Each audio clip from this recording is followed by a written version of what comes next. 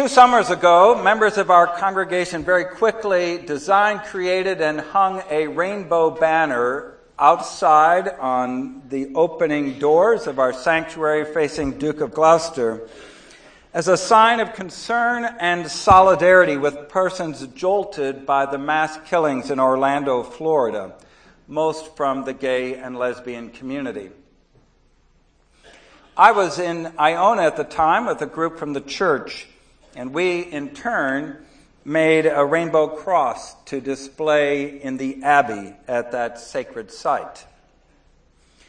But then upon my return to Annapolis, I was fortunate to be on the receiving end of so many remarkable comments from people off the street and neighbors about the banner out on our church.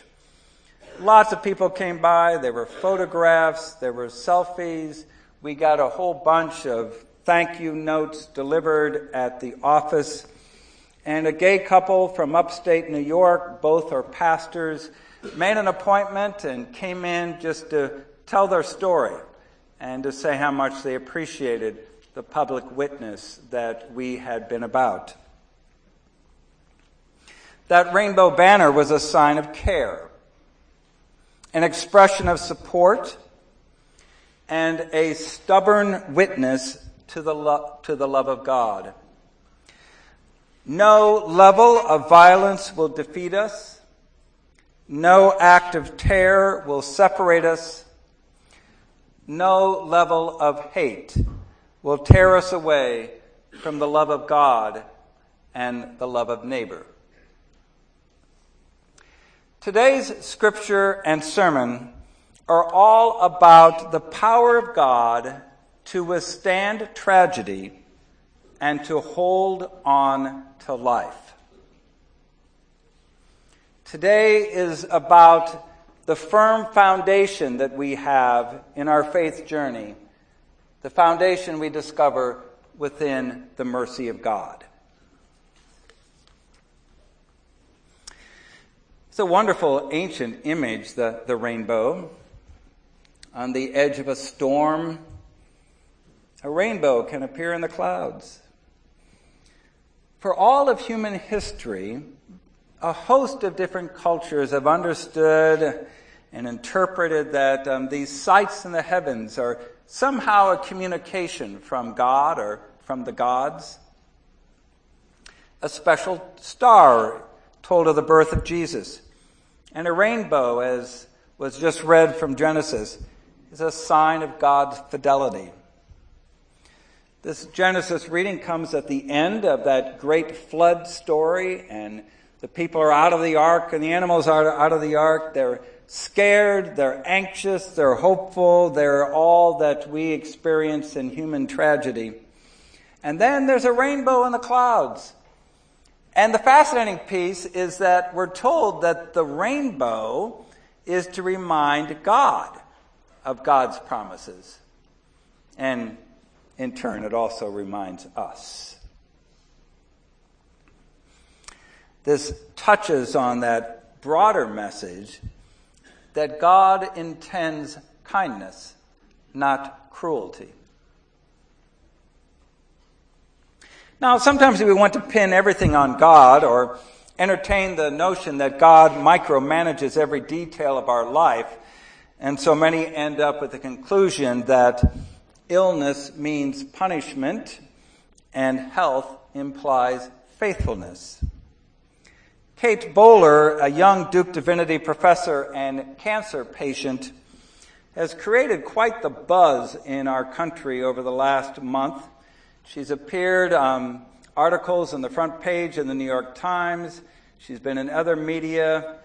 Terry Gross interviewed her on Fresh Air. A marvelous buzz of conversation about cancer, struggle, and faith.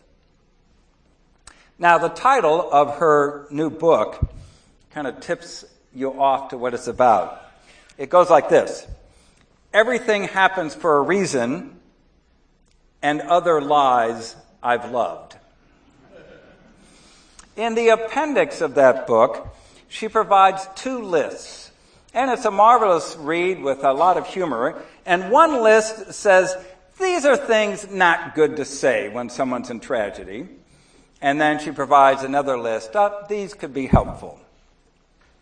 Everything happens for a reason is number 5 on the don't say list. She explains, I've had hundreds of people tell me the reason for my cancer. By the way, it is a very, very serious stage cancer, and she's in stage 4 with regular treatments. She said, I've had hundreds of people tell me the reason for my cancer. Because of my sin, because of my unfaithfulness, because God is fair, because God is unfair, because of my aversion to Brussels sprouts. Yet, as she explores it throughout her book, if God sent the cancer, or if there's a good reason for it, then that makes God out to be incredibly cruel or indifferent. The God she knows is caring and kind, not cruel or indifferent. Yet, tragedy strikes, floods happen, and then we read, but that's not the end of the story. God is present as refuge and strength, as the psalmist announces. And then there's the rainbow, reminding God and us of God's fidelity. Jesus rested upon the faithfulness of God. Now, our gospel lesson is a nearly breathless telling of the opening of his public life. And in 6 verses, not 6 chapters, in 6 verses, Jesus arrives on the scene. He's baptized. He's driven to the wilderness. He's tempted for 40 days. John is arrested and he delivers his first sermon, all in 6 rapid-fire verses. What struck me today, or this week, in reading this opening, is that Jesus was driven out into the wilderness by the Spirit. And then he was tempted by Satan. He was with the wild beasts, and angels waited on him. Beasts and angels. Beasts and angels. I know something about that. My guess is you do as well. The beasts. At Wednesday's Bible study, some of them are named. Cancer, anxiety, violence, addiction. One participant wrote back after the study and said, you know what? There's another big one that we didn't name. We call it loneliness. A beast at the door. They are real. Sometimes we even use the imagery of an animal when speaking of struggle, as if there's a wolf at the door. The beast is at the door. Wednesday night, we were confronted with the haunting beast of poor mental health coupled with semi-automatic weapon, as once again, students and teachers were gunned down at a school. It is so overwhelming that we are tempted to turn away. The beast is so powerful that denial is a frequent response. And then we have that companion beast called the NRA and their political pawns who provide the justification of lax and irresponsible gun laws. When it comes to national policy, it appears that we love our guns more than we love our children. It's a nasty reality. The beast is at the door. Now, Scripture tells us that Jesus was tempted by Satan and confronted by beasts. Well, I think the bad news of the day is that we will be tempted. I mean, the Scripture never tells us it's going to be easy. Scripture tells us that we're not alone. And temptation comes with the territory. The tough news is that people of faith do not hide out in safe places, but they go into the wilderness to confront the beast. Now, we can do that because we are blessed with angels. Now, okay, don't get all Hallmarky with me. I'm not talking about smiling cherubs with wings, the kind of things that dots greeting cards. Now, sure, there's nothing wrong with having some fun, and certainly these little cherubs with wings have been around Christian art for centuries. But the ethereal message from God, well, that's a little bit different than just the physical form of gentle winged cherubs.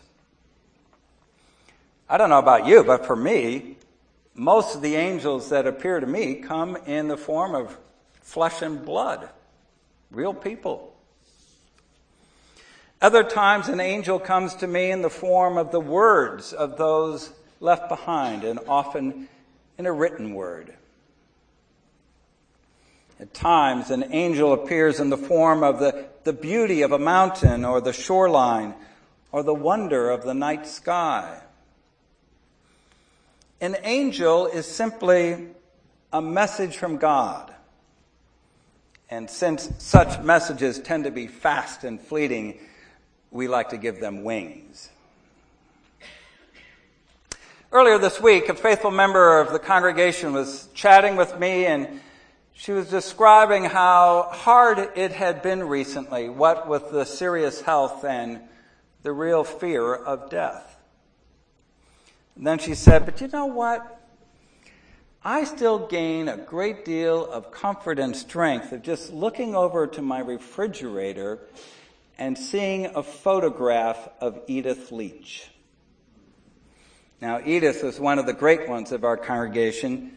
She died back in 2013. But for our friend, even the memory of Edith is still an angel that helps her confront the beast. As I said, most of the angels are real flesh and blood. Recently, a member of the congregation came up and thanked me and said, well, I really thank you for my really supposed bravery for speaking out on a certain moral issue. I hadn't really thought about it in those terms. I was just doing what Presbyterians do. And I also knew that I was standing with you and you with me. Our member was kind and generous, but I needed to explain to him, I do what I do because you do what you do. We are angels, one for the other. One of our adult classes is reading a collection of sermons of Martin Luther King Jr. It's a great read because, possibly like you, I'm familiar with those short clips of his most famous speeches, but then to sit down and read a whole sermon and a collection, oh my gosh, what a treat that is. In a sermon entitled Antidotes for Fear, King writes of a wonderful encounter with a beloved woman in the community that all called Mother Pollard. For King, she was an angel who appeared in his life in 1956. Here is the description.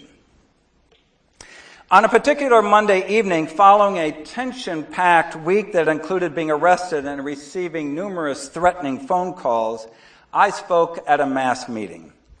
Now, I attempted to convey an overt impression of strength and courage, although I was inwardly depressed and fear-stricken.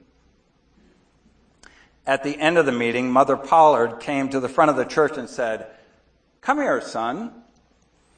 I immediately went to her and hugged her affectionately. "Something is wrong with you," she said. "You didn't talk straight tonight." Seeking further to disguise my fears, King retorted, "Oh, no, Mother Pollard, nothing is wrong. I'm feeling as fine as ever." But her insight was discerning. "Oh, now you can't fool me," she said. "I knows something is wrong. Is it that we ain't doing things to please you? Or is it that the white folks is bothering you?" Before I could respond, she looked directly into my eyes and said,